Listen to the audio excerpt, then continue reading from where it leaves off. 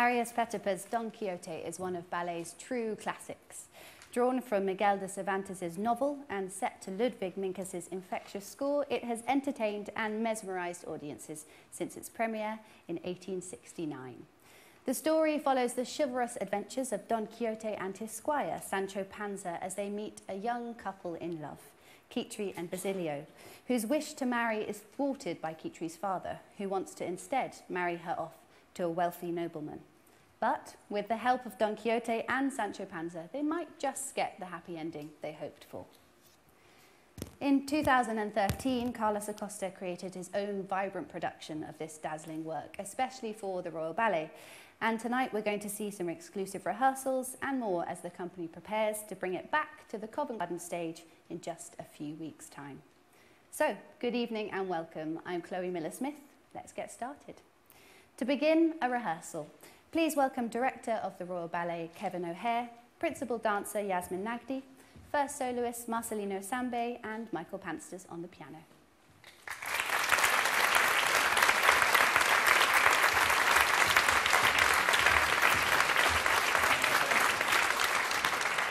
Hello, everyone. So, of course, as usual, we're at the end of the day, and today, actually, for the first time for myself, I was in the room with Yasmin and Marcelino, and we've done Act 1, and we've done Act 2. So, we left the best till last, and so we're going to look at the great pas de deux, the pas de deux that everybody really knows. When people say Don Quixote, they think of the last act pas de deux, don't they? Slightly different in this production in a way, because we always think of it red and the big rose and all of that, whereas at this point, the story's ended and everybody's really happy they're getting married, and so they're in white. And I feel it's a sort of, well, we were talking about it today, weren't we?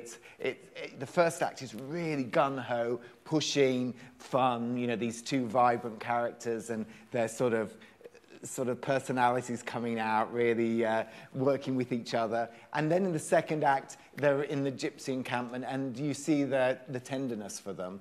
And then this is really going back to pure classicism in a way, with an extra flourish and that Spanish little moment. So we're going to do the pas de deux, and we're going to stop and start a little bit and just see where we get to. As I said, it's the end of a long day, and we've got Michael on the piano. So let's go as if you're coming on stage and you're starting the highlight of the evening.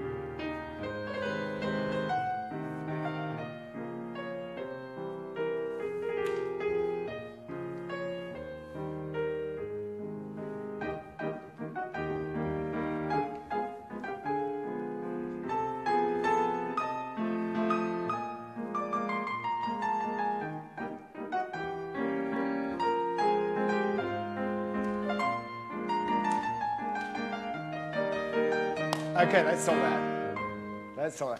Great start, great start. What I always think is so lovely about this is that at this point you've come together, this is your moment, and so every little arm and head is absolutely the same. And we're all a little bit like, so let's just check from the very beginning where we are. Yeah. And so we're coming in and we're going together. Now with as we're going this, yeah, the head, that's, you see, Yasmin, if you're there like that with the two of you, then we've got the heads and, yeah, great, great. Now, Marceline, be careful not to really keep her like this, more forward so we don't, yeah, it was a good pas de deux, but then, and then the nice sharp head there, and then from here, this is always true, yeah. Now, well, you see there, Yasmin's looking out front, you're looking to the side. What do you want to do? Yeah, do you think that's nicer? Yeah, let's go for that. Da, da, da, da, da. Now, this one, that's two arms there, yeah, come on. That's new. They always say that when somebody like Carlos isn't in the room, they always go, that's what Carlos wants. So, yeah. So let's go with what Carlos wants, which is two arms, Marcelina. Yeah, that's a good. There. Now, just be careful. Do the pirouette, and then just be careful to keep her on her leg at the end. She's the one that's going to go over. There. Yeah. There we are. Just right in there. Be careful. Sidewards that way, not falling out. Yeah, tipping up. There we are. Good. Very elegant. Great. Shall we do the next step together and then go on to the next? So that's after we've done the fourth. There we are. And absolutely together.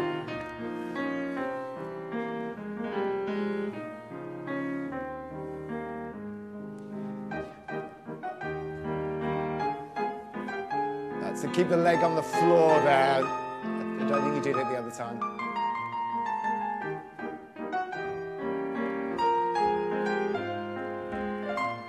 Good. Now, just sorry. How many chaînés are we going to do? Three. Can we pick up the second one and just lead into the chaînés? Again, it's great if we see it, both of you there. This is the second time.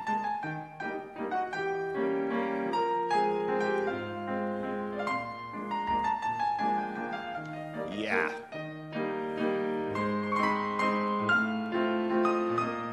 Take the audience in.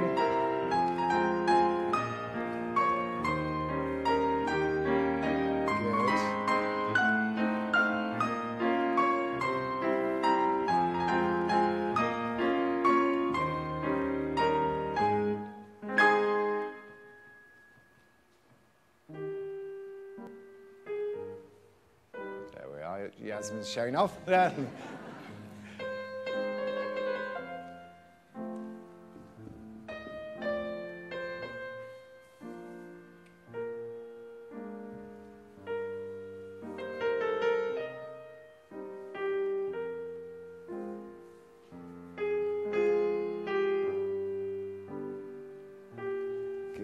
Just let's see that. Let's just see that was great. So were you comfortable there where because actually he was there and you go to him. Yeah. So you were a little bit, do you want him to, a bit forward? You felt a little bit. I think, no, you were fine. You went a little bit far, because you've got nowhere to go if you're forward there. Yeah. That's it. And try and watch her, and then, there we are, and then join her when she's there, and then do it together. There you are, you've got that on record. So if you do that, then we've gone through, then next bit, we've walked around. Now, I'd really really play this, yeah, and then really hit the end as well. Yeah, that's it. Yeah, a little bit stronger, because you're the guy in charge here at this moment, and you're going to get her around. We've done the balance, so we don't need to do that. Now you've done it. So can we go into where that little pirouette is? Do you know where that is, Michael? Thank you. Play on the balance, and then we'll go from...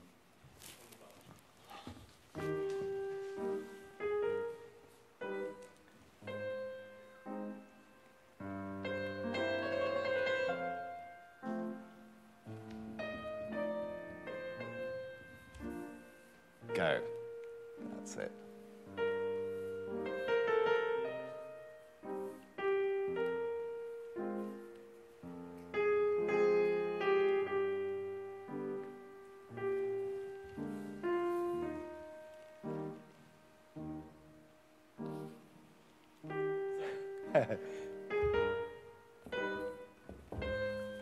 Nice.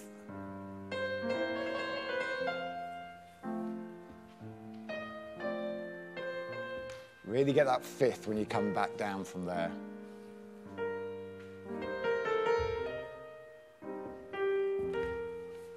Nice.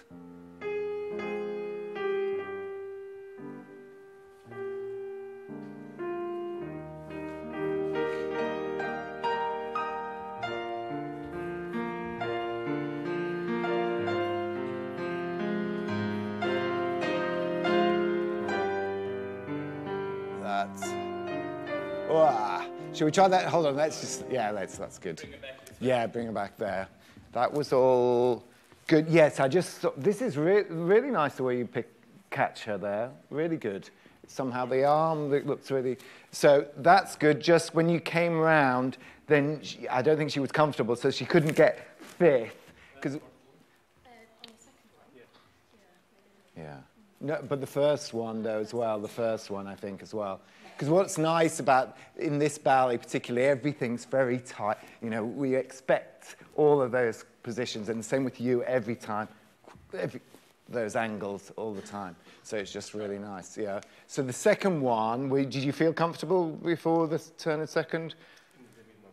Maybe a little bit land and then change Yeah. legs. Yeah.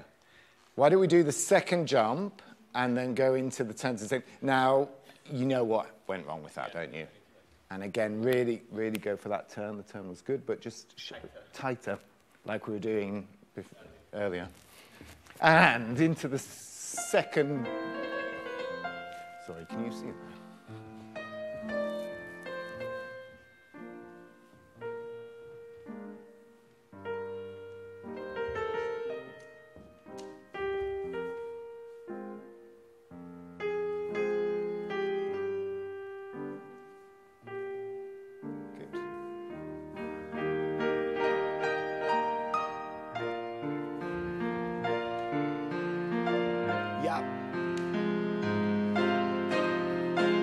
Enjoy that, Poncho, yeah.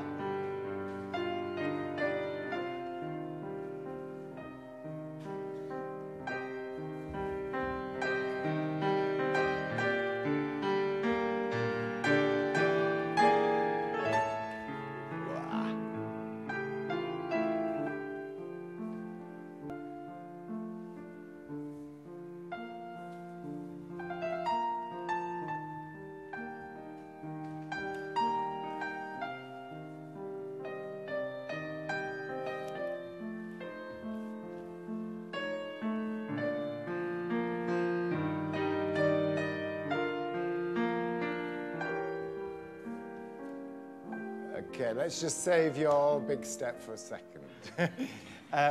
Good. Still, we're not getting great coming out of this poncho.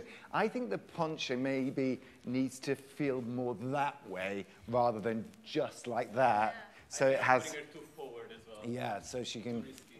Let's have a... I'll see it from this angle. Yeah, I think that was... It felt just bang. Into the finish of the pyramid. Yeah, yeah, just a little bit more that way rather than straight down. Yeah, yeah. I think nearly a little bit more. Come back towards me, muscling it. I'm sorry. That way, a little bit more. Yeah, a bit more diagonal. I think it gets a bit like that, and it doesn't feel. Whereas we get the angle of the, and then just bringing her up, bringing Yasmin up. There. Really get her on her leg. Yes, into the... I think when you bring her around, don't anticipate going off there, because I can see her leg going slightly to the side there. So bring her so she's as if she was doing a pirouette, and then she goes... Okay, rather than leaning. Yeah. If you think about how you do it yourself, you'd want to get up. Yeah, there we are. Nice. Yeah, good. So shall we lead into his big flourish to the corner?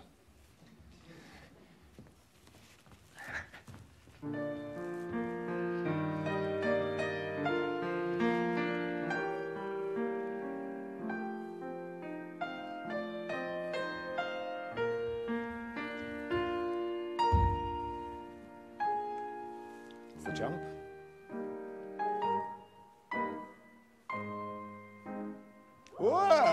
That's, I don't think Carlos said that, did he? I think you've got to make sure that you up there on top there. I was too far as well, wasn't I? Yeah. I'm usually far. Okay. Do you want to do the jump a little bit nearer? Yeah, I need to prepare. Because we don't want to miss it as an audience. I mean, you're so spectacular up there. But it's nice if we really see it here. Yeah, because she's in the corner. Because it does travel that step, doesn't it? Yeah. So we really... Yeah. Shall we do the same again, Michael? Thank you.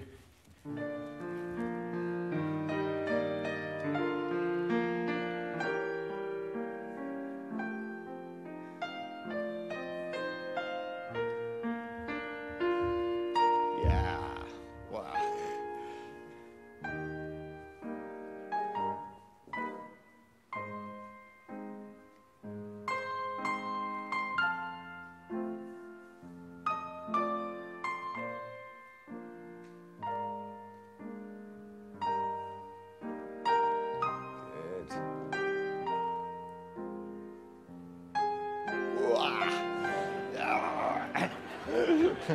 Yeah, I always hate showing it because then I won't do it right. But I think you're looking down, which I don't think helps. Okay. And then you're up there, aren't we? Yeah. And we just want to keep going around like that. So I think it's keeping it up and really, really on top. Don't anticipate it. And you really, as if you're doing a pirouette, Yasmin, just keep, it's better. Can you not look at me, though, when you, or look up when you're doing it? Does that make you? Yeah. Yeah. Because actually, a lot of people don't do two turns, do they? No, this is version, so we make it even more complicated for everybody. But yeah, maybe, do you think it's maybe a little bit, needs to be a bit nearer you? Perhaps. Yeah, I think maybe on that side. Like a fifth position. Yeah. Rather than forward and back. Yeah. Straight into it. We won't make him do his jump again.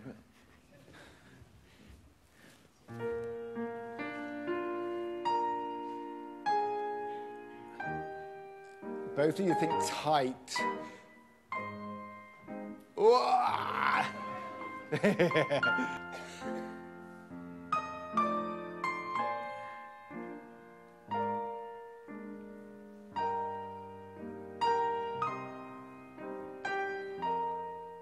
There we are. That's better. That's better. Just keep it going. We'll work on that one.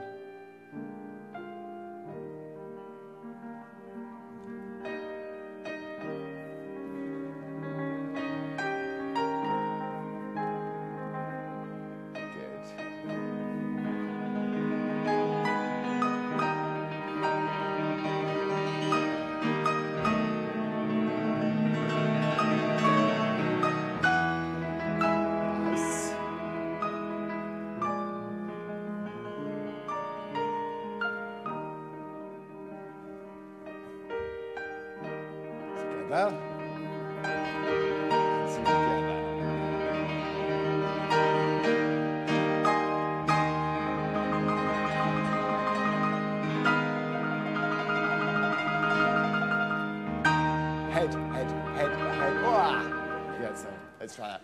So that was better. That second one was nearly it, wasn't it? We just need to, we'll work on, yeah. I think it's closer and being sort of there and really feeling, yeah. Ooh, that's maybe a bit behind there. She can't do anything if it's, yeah. That's better. There we are. Yeah.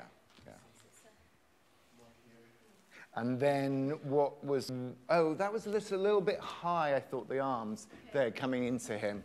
Yeah, just, I think you got there too early, so they went, whoa, like that. So, yeah, you're just seeing him. And that, this could be better. yeah, I wanted it to go up. Yeah. I really like to catch you. Well, you're nearly a little bit late. And up. There we are. Good, good. Shall we just, on that, shall we lead into it? Play the pirouette, and then we'll do that.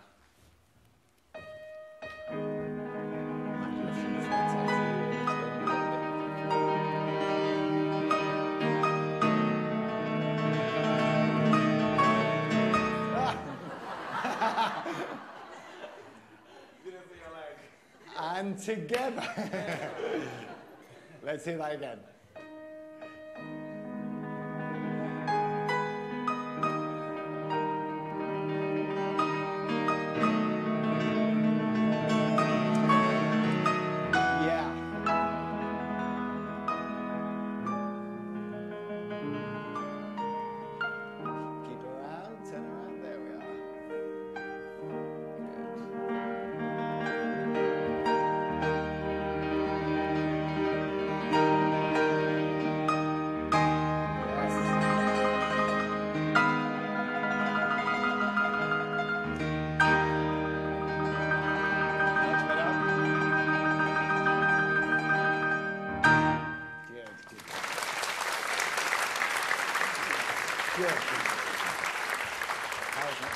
That was coordinated, that pirouette as well, wasn't it? Yeah, it was nice, yeah.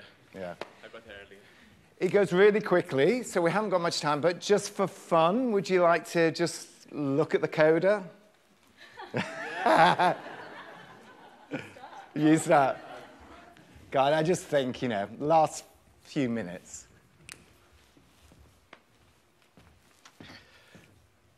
Okay, and...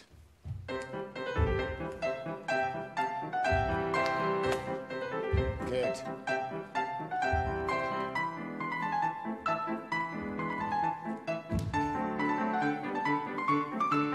Not too fast.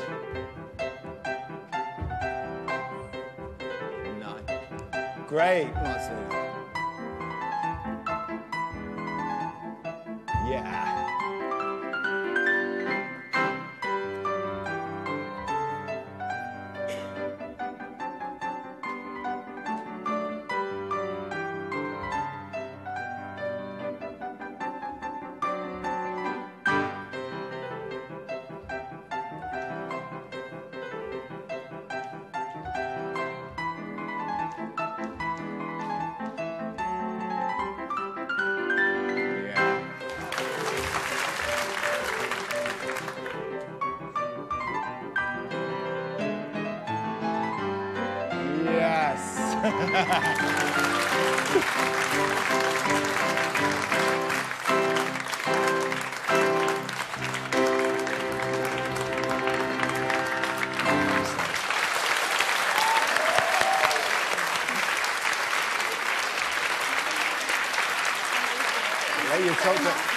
I would say I would buy a ticket to see that. You're exhausted, but come in and have a chat and give you both microphones. If I can just move you forward for me, guys. Just coming forward into there. As always, making something so exhausting look so easy. Amazing. This is the first time for both of you that you've danced these particular roles. I know you've danced in Don Quixote before. How's it been learning these new roles? It's always very exciting learning something new. We're like a blank canvas, really, starting from scratch. And it's so wonderful to have people like Carlos, you know, the choreographer, someone that's been involved in this ballet for many, many years in different productions, really passing on their knowledge and expertise. And we've had a great time working together. Absolutely, and working with Carlos, he's been here coaching you, so he created some of it, he also has danced your role. What is it that he's able to pass on to you? I mean, I've been watching Carlos doing this role for so many years. He came to Portugal when I was only 10.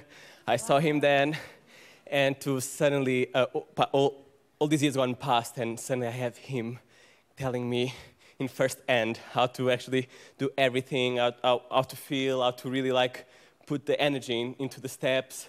He has been incredible. He's a master of his craft, for sure. And to have that at first hand is incredible. Very lucky. And we can probably tell the answer to this question a little bit from how out of breath you are. But what are the challenges that these roles present for you both? Well, for Kitri especially, I'd say this role is definitely a virtuoso role. There are a lot of jumps, big jumps, a lot of balances, a lot of turns. And as soon as she enters the stage in Act 1, she almost doesn't stop. Mm-hmm. We basically both don't stop. And Kitri's on for all 3 acts, Basilio as well, and you've got really demanding high jumps to do. So it requires so much stamina to get through. So that's what these rehearsals are for. We're really building and testing our maximums, really. Mm-hmm. Yeah, so Basilio, lots of jumps. Lots of jumps, lots of turns. We saw you clearing quite some height earlier. It's lots of jumps, lots of turns, and lots of technique, but as well creating that connection that is real. This production is very natural, it's classical, but very natural, so the personality has to shine through. And so it's playing with those two, but obviously making it very sharp and clear. And that's why it takes so long to draft and to really make it, every step look really sharp and neat. It's brilliant working. Yeah, because the audience in the room tonight and also watching at home are much closer than most of the people will be in the auditorium here. At the Exactly, you Royal see all the sweat. Huffing and puffing. Yeah. It's lovely, you look great. But translating that kind of joy to someone sitting at the back of the auditorium, is that something in your body that you can do? How do you translate that to someone sitting so far away? I'd say, you know, we have such a ball on stage. We've danced together before, but we've never done leading roles in a ballet before. And I adore working with Marcelino. I think we have such a great time. And, you know, to work on that rapport with each other is very special. And if we have fun on stage, we hope that the audience will feel our energy and enthusiasm too. So I would say that's the best way to try and ensure that everyone coming to watch has a great time, because we certainly are. Yeah. Well, I think we did in the room, certainly, and hopefully at home as well. For people coming to see this ballet for the first time, what do you think they should look out for? They should look out to every character has his little time. So there's even Gamache, there's obviously Guicho and Basilio, there's Mercedes and Spada, and it's such a virtuoso ballet that you're gonna have like this amazing pantomime kind of story, very loud, very fun, but as well then you're seeing all these risk technical beats like the fouettes, the partnering, everything is quite on the edge. So it's like a play on the two. It's like we have to be very joyous and very real, very honest, but then the technique has to be there, and you have to look out for those key points where the girl is turning 32 times on her feet, and it's crazy and it's exciting. Well, it's looking amazing. I can't wait to see it on stage. Thank you so much for being with us this evening. Thank you for having us. Good luck. Thank you. Thank you.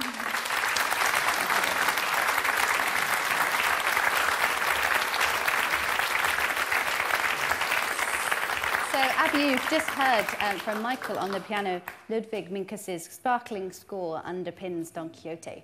For his production, Carlos Acosta worked with Martin Yates to arrange and orchestrate Minkus's score to create a new 3-act structure for the ballet. And we're delighted that Martin is here with us tonight to talk us through his orchestration and arrangement of the score. So please welcome him along with Michael Pansters on the piano.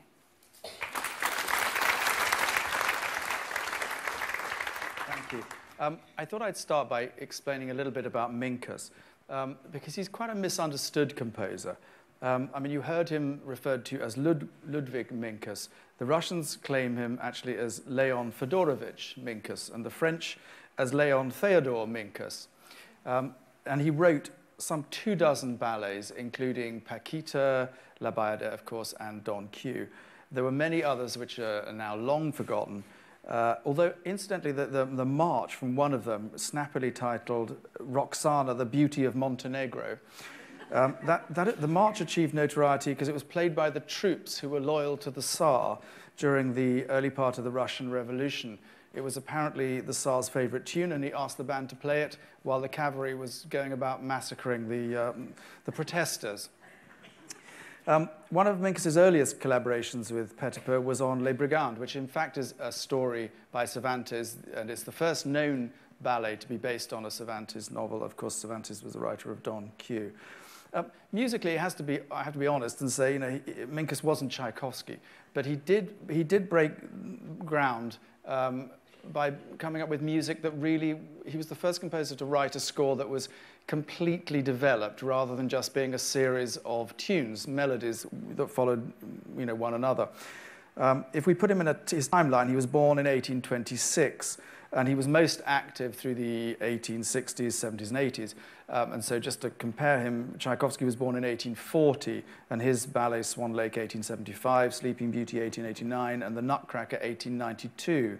So all of Tchaikovsky's ballets were actually written after Minkus's most important works. Don Q was written in 1869, so it's actually 150 years this year. And at the time, it was considered to be quite an achievement because it was the first ballet that really told the story through music and dance. It didn't just stop every now and again.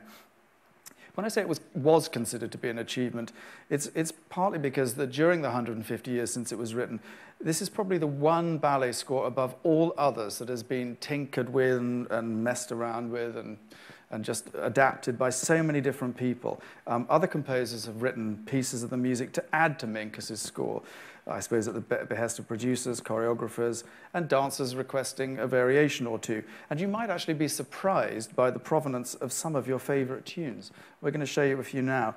Numbers such as this one, Basilio's solo in Act 1.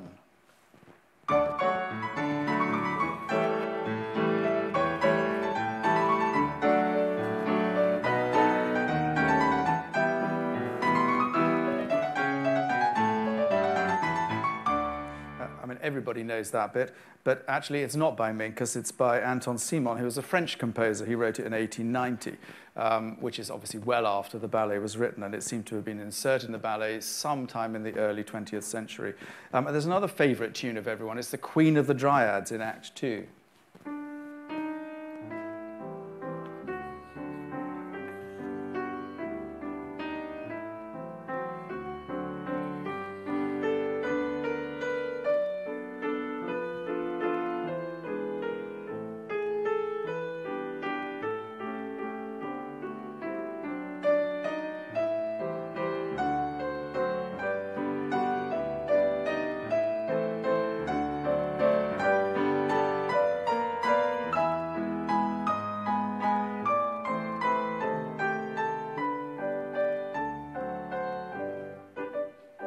It's absolutely delightful tune, but again by Anton Simon, and it was written as a salon piece for the piano, for people just to sit down and play on a Sunday evening. It's kind of got that yearning about it. You can hear that it was not originally ballet music, I think. Anyway, there's a Cupid variation, which is really cute.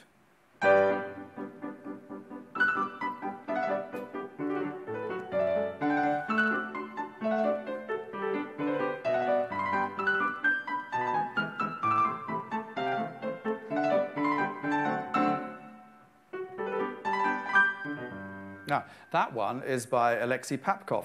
He was one of the conductors of the ballet in St. Petersburg. Well, I say that was by him. Part of it was. There's another part of it, which is by the Italian composer Riccardo Drigo.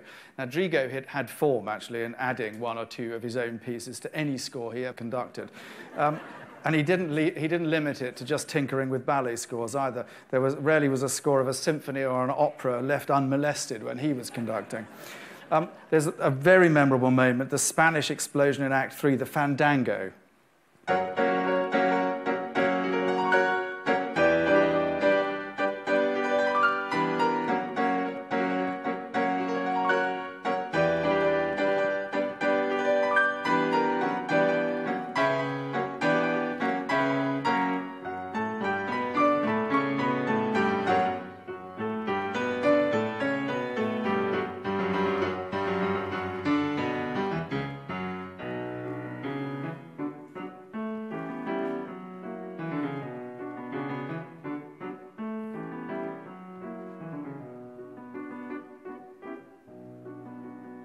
Now this time it's the Czech composer Eduard Napravnik, and it's one of his Spanish pieces that he wrote for piano, and that was added again in the early 20th century. There are also numbers by Cesar Pugni and several others. The list of music not by Minkus is surprisingly extensive, so much so that you might be wondering, is there any actually by Minkus? Well, there's the prologue, which is the moment that represents the Don having one of his many visions.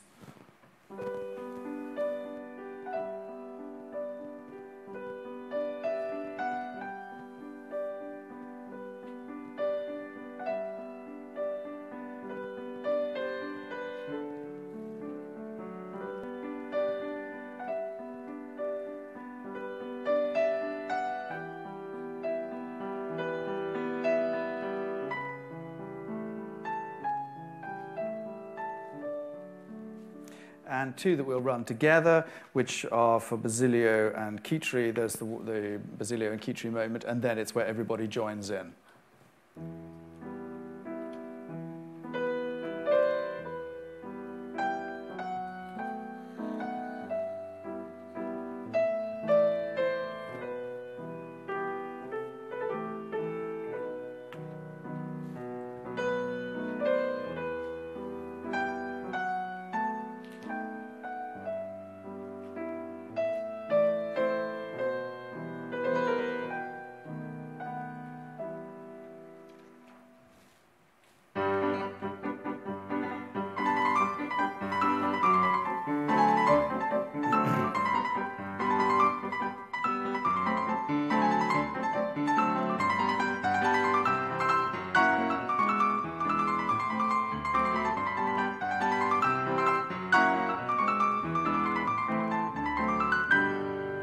Minkus was a practical man of the theatre, and he knew that he had to work within the confines of this art form, otherwise he really would be just replaced very simply.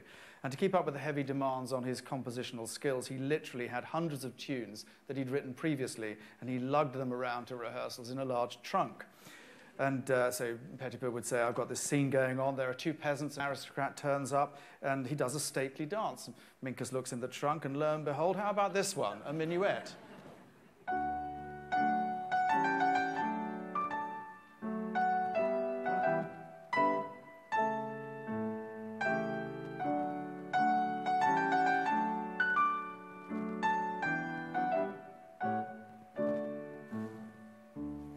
I chose the minuet, that particular minuet from Don Quixote as an example because actually it appears in every single ballet score that Minkus wrote prior to Don Quixote, showing that he even borrowed from himself. It could have been his musical good luck charm, I suppose. Although it does seem a bit alien to us nowadays, it was common practice for lots of other composers to get involved and put bits and pieces into somebody else's score. Indeed, there was a famous incident where an outgoing prima ballerina was going to give a benefit performance of Swan Lake. You know, that's where she's due to retire, and she's going to take the box office from the last few performances to live on in her retirement. Well, this particular ballerina, she made it known that as far as she was concerned, she had nowhere near enough to do in Swan Lake. So she asked Minkus to write a grand pas de deux for her, which he did, complete with variations, a very long coda, and it was duly inserted into the middle of Act 2. The management liked it so much that they decided to keep it for all future performances of Swan Lake, and they congratulated themselves on this great idea. But Tchaikovsky didn't think it was such a great idea at all. And he seriously did object to anyone playing around with his music, so after a series of legal flurries, it was withdrawn. But Minkus, having his practical approach to music, it seemed if there was a piece needed and he couldn't find an appropriate one in his trunk, someone else was able to come up with a new bit. He'd just approve it, he'd take it, he'd not mention them in any advertising, and he'd just take the money.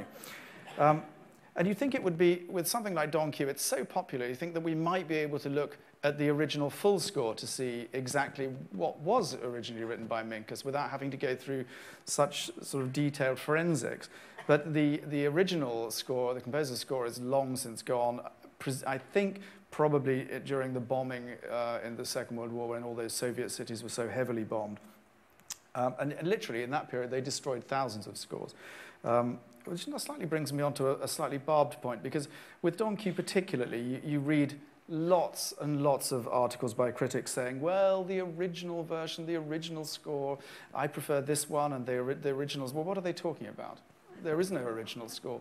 And so they need to go back to looking at the history, because well, you can see my point anyway. Not that I've got a thing against critics, of course.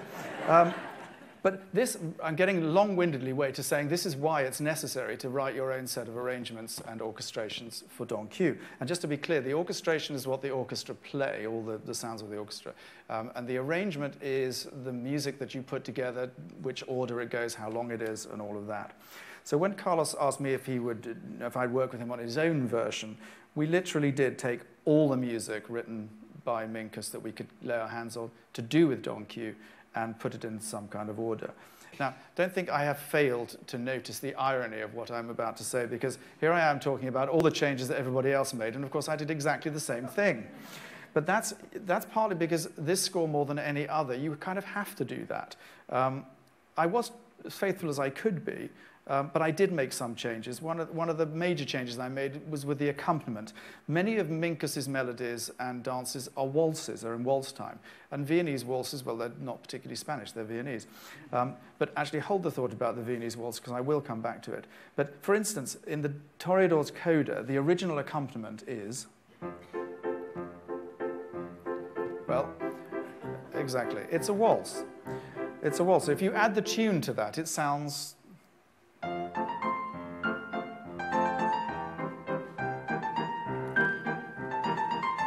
Well, it sounds Viennese. So what I did was I changed that accompaniment to this, which is only a minor change. And then when you add the melody to it,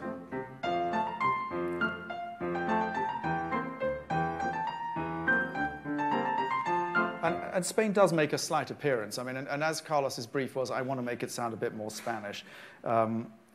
you know, it was one of the things that I really had to do. The other thing that was major was writing that whole sequence with the guitars, the 4 guitars on stage. And of course, you know, that was not original Minkus. I based it on the Minkus tunes from the Gypsy dance, but clearly it couldn't be the original Minkus.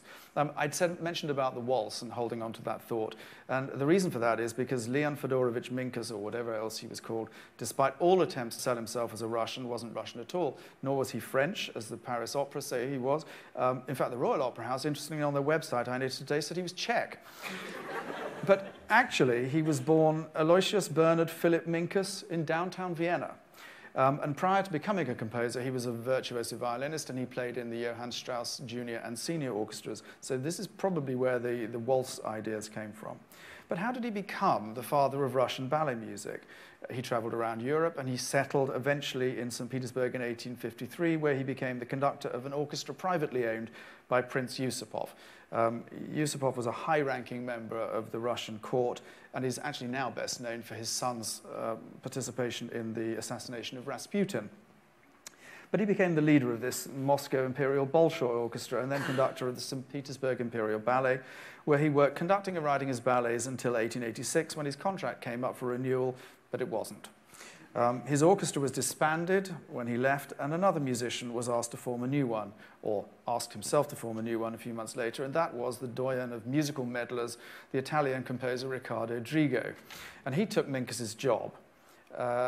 There's no comparison to him, to the two composers. Minkus was a great melodist, and to be absolutely honest, if Drigo's ability as a composer was measured in elastic, his trousers would have fallen down, because he really is a pretty amateur composer.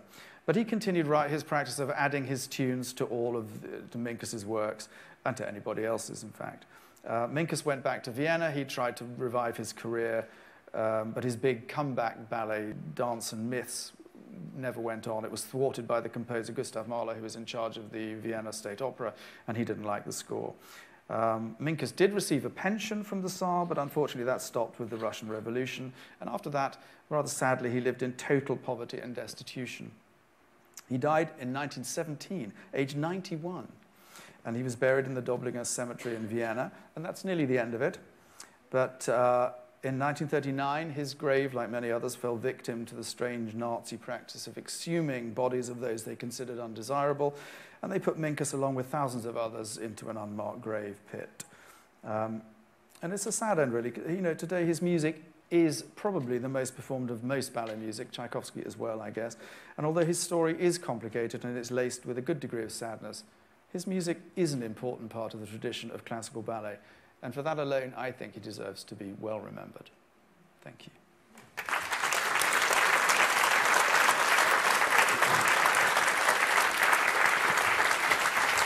Thank you so much, Martin. Thank you. Oh, Martin. So tell me just quickly, we know it's tricky for the dancers. What about for the conductor? What are the challenges? Oh, my goodness. There's so many challenges, but the most important one is that it's so tempo dependent. I mean, you really have to hit the right speed for the particular person, the particular people that are dancing, just so that they can be shown off to the best effect. And that is a very difficult thing to do. You know, you've got 7 casts, 7 couples, and it's trying to remember who did what and which corner do they want, where they want that bit slower, that bit faster. Of course, still trying to make great music. Mm-hmm. Well, I'm sure you'll do a lovely job. Thank you so much for being with us tonight. My pleasure. Thank you. Thank you very much.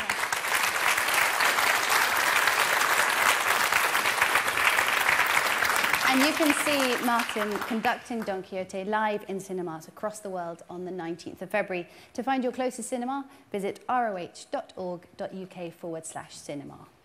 Now, to talk to me about this spectacular production, please welcome back the director of the Royal Ballet, Kevin O'Hare. Good evening, Kevin. Lovely. So, Don Quixote was the first full-length work that you commissioned when you arrived as director of the Royal Ballet here. What was it? Why was it this piece? I think it was because the company had performed 2 different versions before, And both of them were versions that hadn't originated with the Royal Ballet. They'd originated in different places. And when I was thinking, it was around the time when I was sort of taking over the company, of who you think of who you've got in the company and who can bring special things to it. And I thought there was Carlos Acosta, who had been a dancer for many years with the company, had danced various productions of Don Quixote, Cuban, and really had this phenomenal personality and wit about him. And I thought really he could bring a fresh approach to the story, but also knowing the company so well. So it could really be the Royal Ballet's Don Quixote, not another company's version. And what was Carlos's vision? I think to take all the things that we love about the company and make them into this joyous piece of work. And as Marcelino said earlier, you know, it's very naturalistic. It's less posed and form. You know, it's not so formal. Mm-hmm. And so he really brought that out. The dancers, you know, shout and sing, and they're on the tables, and he really wanted that feeling of people just being around every space, wondering what's going on, and you really feel that vibrancy. And I mean, we always joked when we were talking about it when we first put the production together, but, you know, the tagline is really nobody dies in the end, you know, and I think it's really, it's very rare in ballet. A lot of the time there's drama at the end, and so it's lovely to have this joyous feeling in the house. And when both revivals we've done of this piece, you know, at the end you can really feel the audience walking out with that sunny glow, and that's what it's all about. And Carlos made changes to Act 2, he had new choreography of that, and he also brought on-stage musicians for the first time. What was that part of him trying to bring that kind of natural... Yeah, the realism to it. And so, you know, you're at a gypsy encampment, of course there would be somebody there strumming a guitar, somebody getting up and doing a little dance around the fire. And so he brought all of that into that scene, and actually some really strong dancing for the corps de ballet in that scene as well, for the men and the women, because there's the famous dryad scene later, but he added some more work for the gypsy encampment, and that really comes to life as well, and is vibrant and modern and fresh, and it's a really good you know, a new way of looking at that scene. And Tim Hatley was the designer of the sets. Can you tell me a little bit about what people see on stage?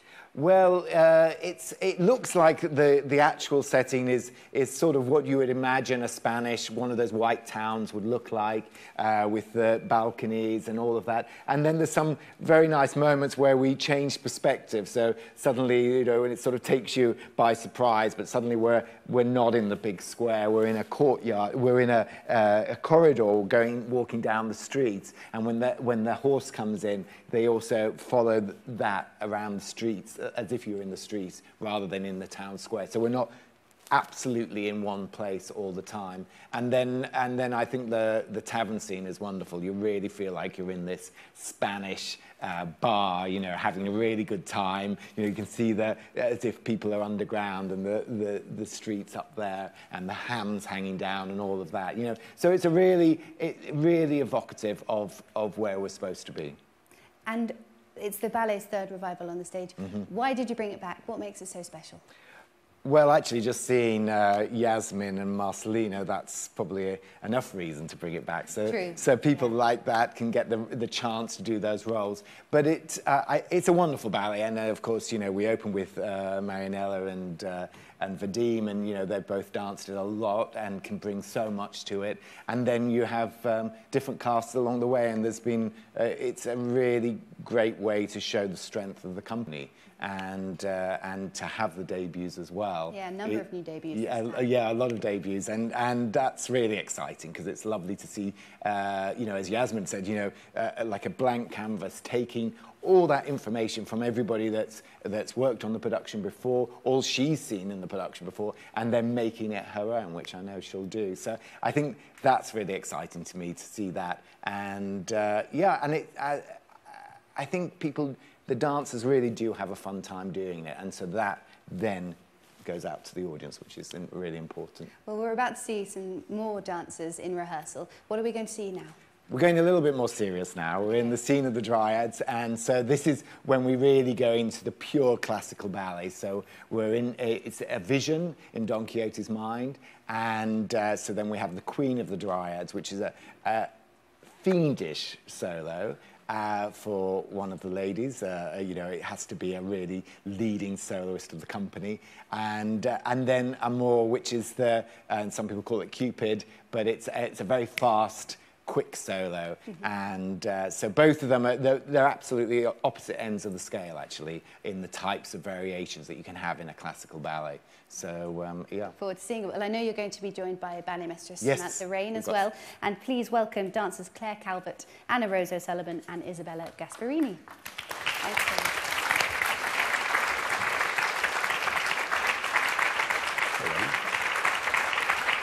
Well, I'm really going to leave Samantha to it, but I will stand on the side and shout if I feel anything.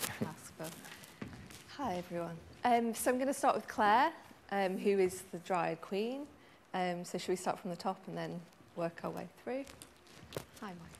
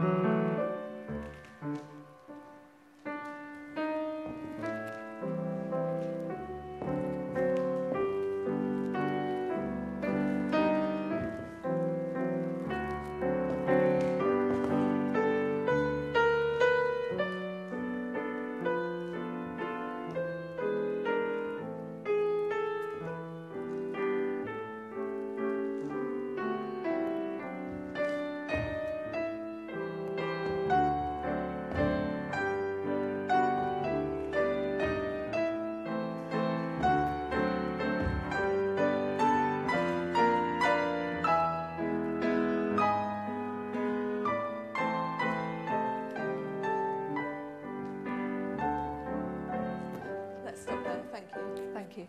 Good, Claire. I think maybe you could start a little bit sooner to come on. Just remember from the very beginning, when we first start doing this, we need to build. So by the fourth one, it needs to be the biggest. And the first fourth, more of a glissade all the way up the foot, through the feet, up the leg before we extend, even though it's calmer and smaller. So that fourth one of that one needs to be the biggest.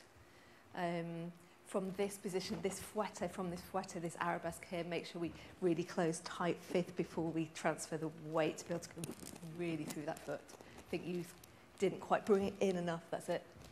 And actually from there, if you're more back on your leg, you've got more of a chance to go through the foot into the next one, yeah. Then as big as you can, all four the same, really as big as you can. Just interestingly, when I was stood a bit more on the side than I would normally, you're a little bit back. Just keep this over and then over the top, over the rainbow that way. Don't let anything go here in the ribs. Let's carry on for now. Let's go from the seesaw in.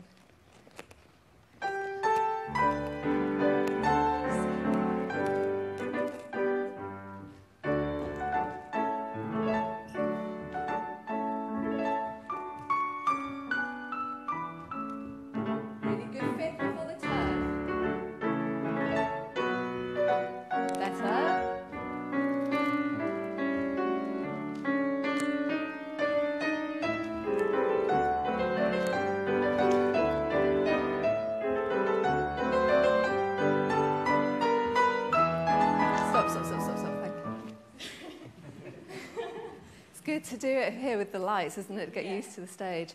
Just make sure you really focus, because I feel like you're not where your leg is extending. Your focus isn't going that way. And then on this, still focus. Think of it a bit more as a turn to really, to the very end. What happens often is people think, I've done it, I've finished, and you haven't. Think you're going to do 4 more, so that you really push on to the last 2. Yeah. Is it a little bit quick? Yeah, I think not to speed up too much, but thank you. Let's go into the fouettes. Really using your feet. Through the feet and hips around. Focus.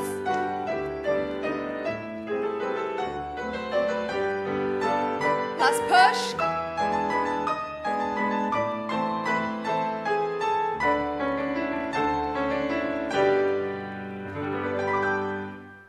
Good, Claire, better.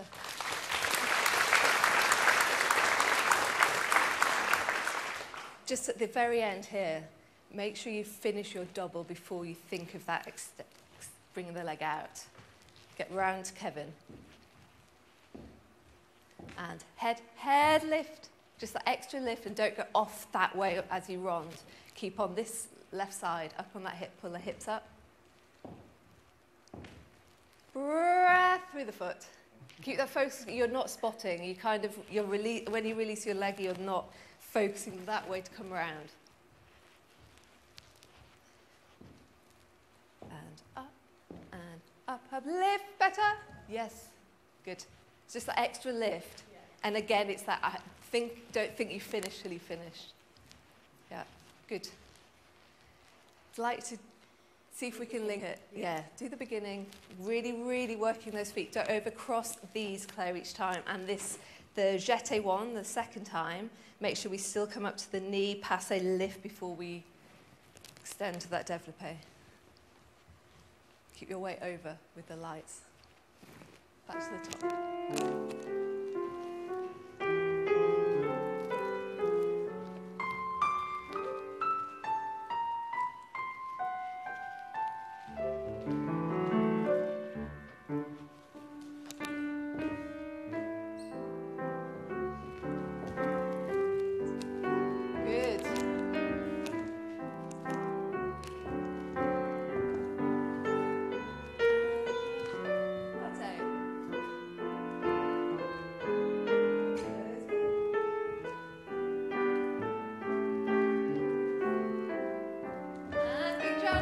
And over the top.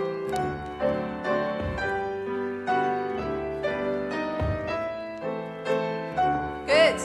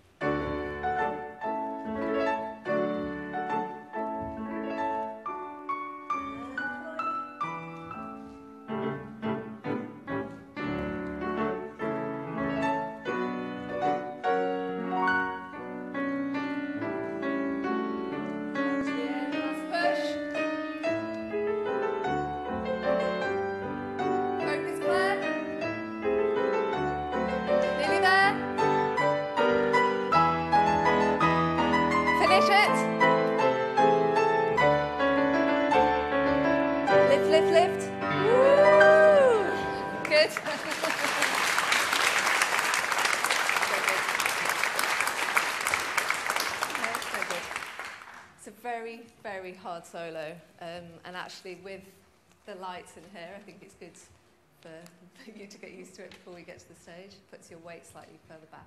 Good, very good. Let's go on to Anna, please. Yeah, sorry.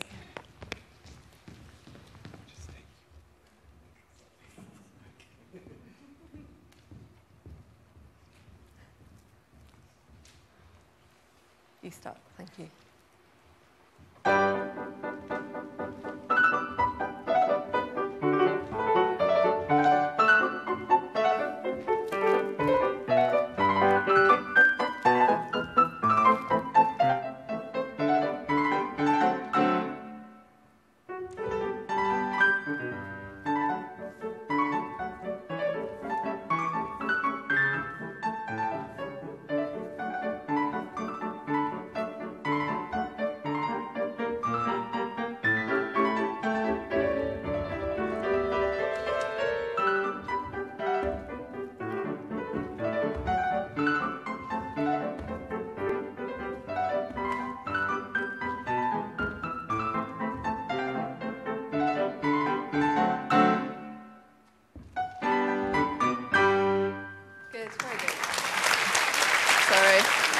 Didn't expect us to run it, but yeah. Good, you're just rushing, you're just going ahead, you've got time. Okay. Yeah, let's just go to the beginning. So that one's obviously a lot quicker, very big contrast, as Kevin said to Claire's. So this is good. Do you remember what we were saying the other day about the cheating this slightly? Just the one that, the attitude that goes upstage. Yeah, don't turn quite so much this way. Cheat, so you're a little bit more, not quite so flat, in between. Yes. Yeah, so still that way, but somehow you need to let us see your face. Better? Good. And come round. And on these, each time we do these, the first one you don't always want to do that curl and body. You do it on the second and third, but not on the first. Over, sideways. That's it. Be careful you don't go that way quite so much. Go more sideways into curl, curl, curl. Good. And then this is very high. I think for you it can be a little bit lower, and think of this heel coming around a little bit more. Up. Yes. Good. Just on this, it worked really well. Just think of that double as the same, exactly the same as singles, but you just need a little bit more force. Then you do need to be able to show that hold. 1, 2, 3. From here, really bring this leg in and just turn on the spot. You're a little bit going around this world. Yeah. Up and round on one spot. Yeah, bourrée a little bit more, otherwise it just becomes, we're not sure whether it's a pas de bourrée or a soutenu. Yeah. And then bourrée in the turn, and then that should be the hold. Yeah, the other way around.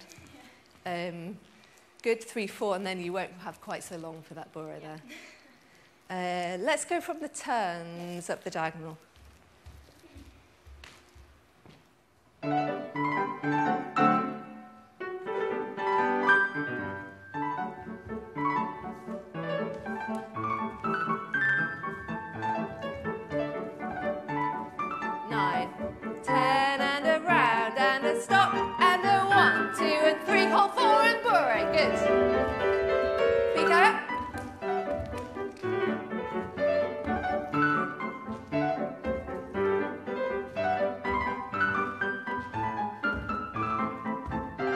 Body, body, body, body. Good. Very good.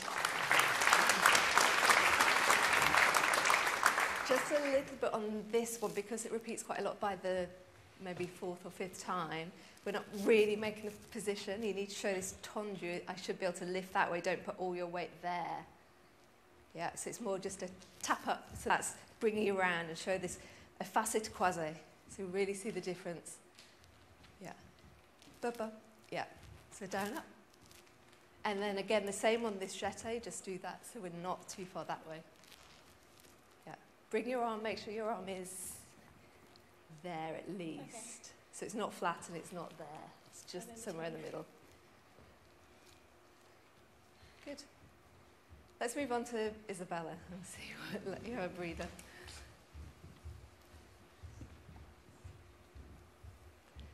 Same solo, thank you.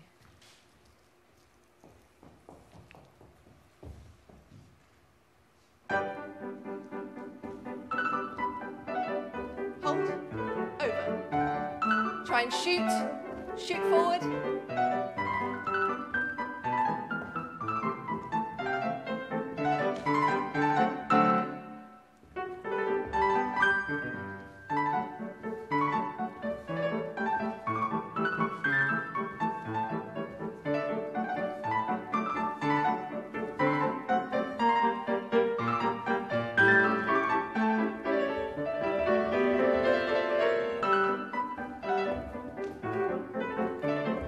Over and up.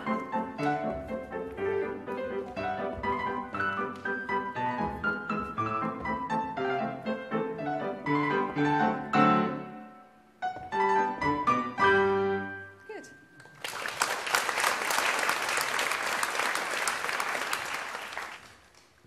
Very good.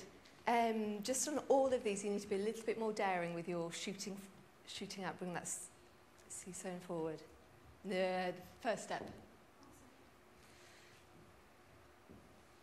Plie front leg, think of a little bit more front leg going forward. Yes. Yeah. Be careful your attitude doesn't get too long. We really want to make sure we can tell it's an attitude and not a bent arabesque. Yeah. Shape that leg. Better. Yes, better. On this, be careful, I'm seeing quite a lot of fingers from you for some reason. On this one, think a little bit more elbow, elbow, elbow, so it doesn't, it's getting a bit to your thinking about your feet and legs, but don't bring that into your arms. It needs a little bit more contrast there.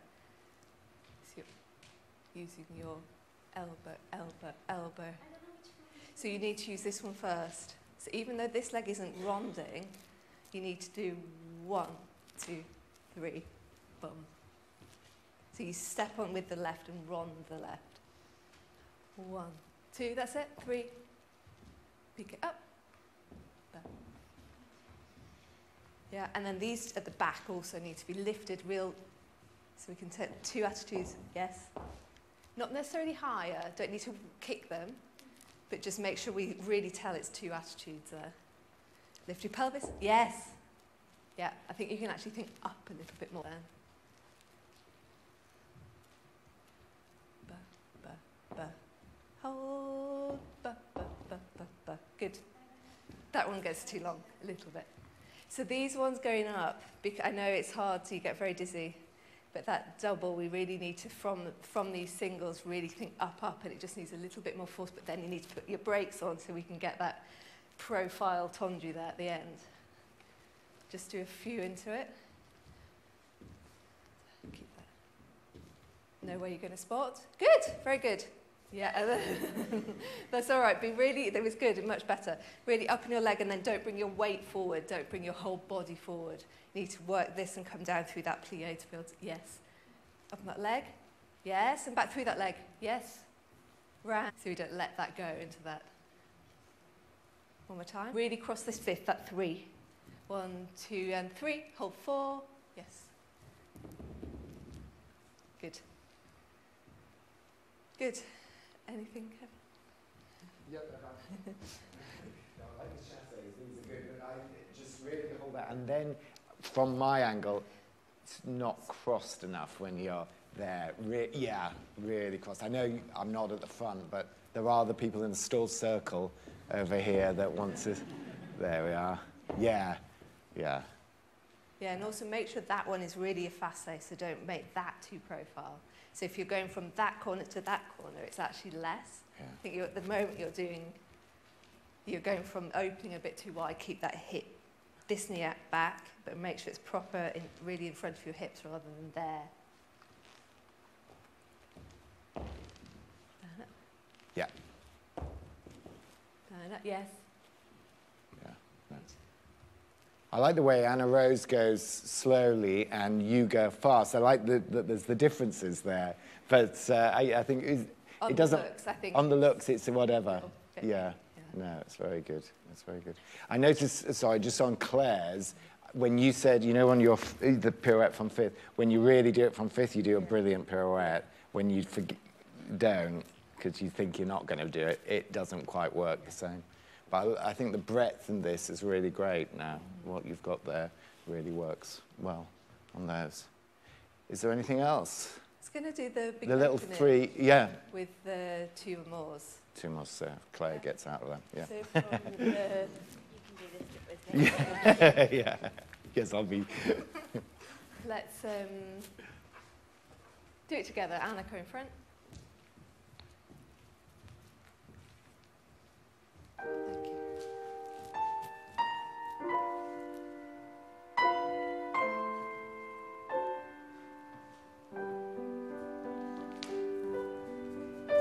Tight 5th, lots of bourrées, use those feet.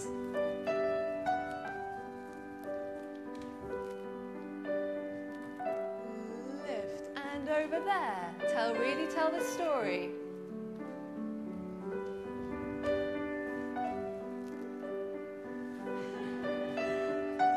Claire's Don Q, standing in. Leg behind you and lift, breath. And shuffle back to center. Okay, thank you. Let's just stop there actually because there's a bit of a break then. Good, just make sure you're really telling us a story. Yeah, so you're not just doing the steps really with your eyes and everything. You're always leading him, Don Q, to a certain direction. And let's do the next little bit. We've got a few seconds just into diddle-em, into their next entrance. with Kitri. Yeah. Thank you.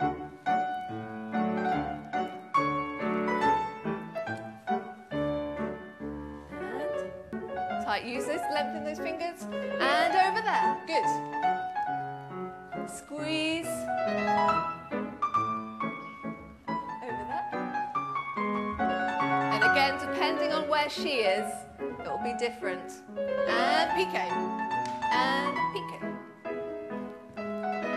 Get round to the corner. And a second fifth. Second leg. Great. Keep croisé with your hips.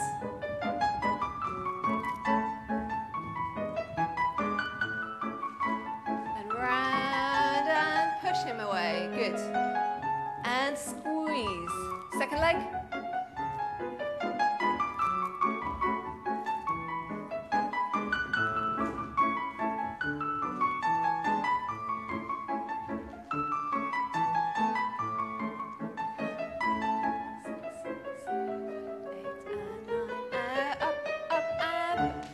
Good. Thank you, Michael. Thank you. Very good.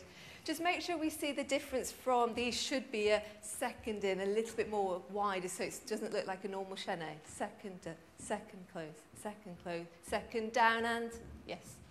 Then the normal chaîné into the last four. How high are the arms there? Are they low? I think maybe Isabella maybe go a little bit lower for those, I think. In the... That bit that you just done there. Just kind of there, normal. Yeah. There. Good. Just make sure from this, from the attitude, watch this leg second or a little bit keeping this hip up. Bring this heel, yeah. Do it from the turn. It's a bit harder. And round, squeeze. Yes. Just really squeeze, and it's a little bit back. Squeeze that heel round, top of leg, come round. Squeeze, better, yeah. Again, it's knowing where to stop, isn't it? You probably need to think about it a bit sooner. Yes. And Anna, keep these fingers alive. They're a little bit that way in your fifth. Keep. Yeah. It was just that one going round, wasn't it, to get round? The piqué de, yeah. Yeah, piqué de vent, that, yeah. Okay, so. Yeah. Yeah. Yeah, and then second leg, passé, plié, yeah. And then from here, make sure we're really quasi. Sometimes it looks a little bit like, even though you're going back on that diagonal, it looks a little bit like that we're there. So from certain angles, it doesn't look like you're crossing. Really be quasi with that bourrée back. Yeah. Good. Better. And then both of you actually on this squeeze. Think of this, we're only arriving here. Keep those fingers alive. Make sure that's a line and show the back a little bit more before that second leg. Yeah. Good. Brilliant. I think that's our time up. We're done. I think we're done.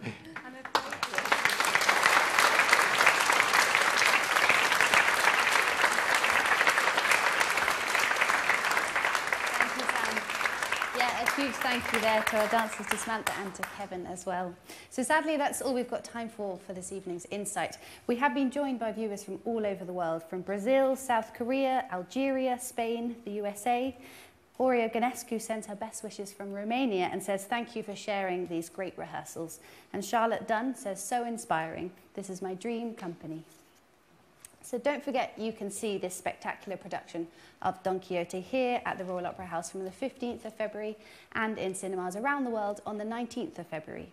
A big thank you to the members of the Royal Ballet who've joined us this evening: Claire Calvert, Anna Rose O'Sullivan and Isabella Gasparini, Yasmin Nagdi and Marcelino Sambe, Michael Pansters on the piano, as well as the orchestrator and conductor Martin Yates, and of course director of the Royal Ballet Kevin O'Hare.